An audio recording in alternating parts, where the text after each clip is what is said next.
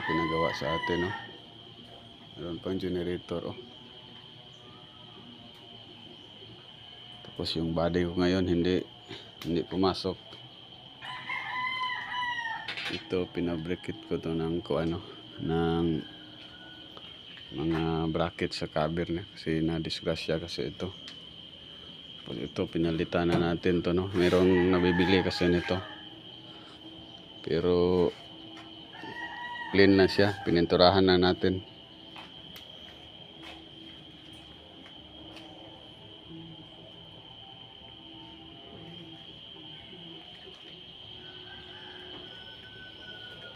So tapos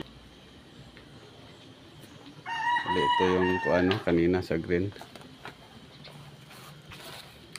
Yung cover niya, no? Wasak talaga, basag. Windshield. Ito hirap na to, ma-align pa to, pero hirap trabahuin. Kailangan may acetylene ito. I-align talaga to. Kaya pinabili na natin yung may-ari ng bago para hindi tayo mahirapan sa kalisod. So ito lang, no? Ito lang yung araw-araw ko na ginagawa. Kaya minsan lang ako nakapag-upload ng mga video kasi walang taga-video. Hirap din kasi mag-edit eh.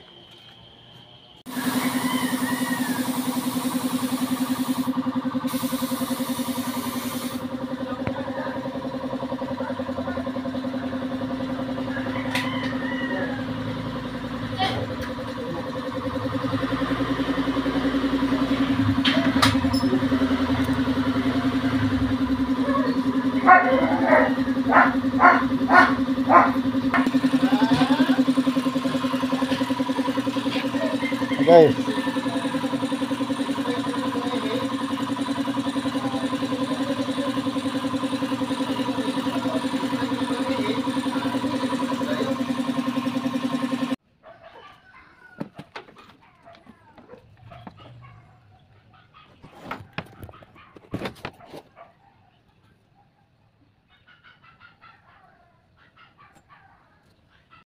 so ito na guys, tapos na, nahuma na natin.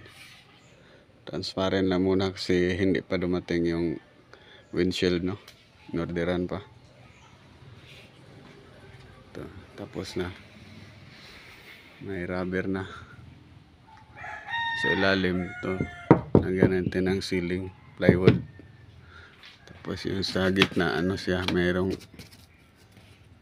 yung parang hindi mainit ba, ang tawag nun, yung may silver yung sa likod. So wala, hindi na binalik yung yung original na cover kasi gisi-gisi na masyado. Ito. Tapos yung frame niya, no, pinalitan na rin. Masyadong lubag, no? Masyadong nalukot.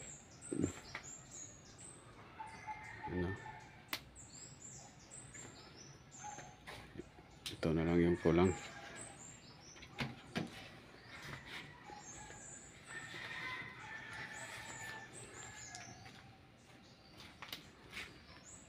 So ganun lang guys. May mabibili nito, no?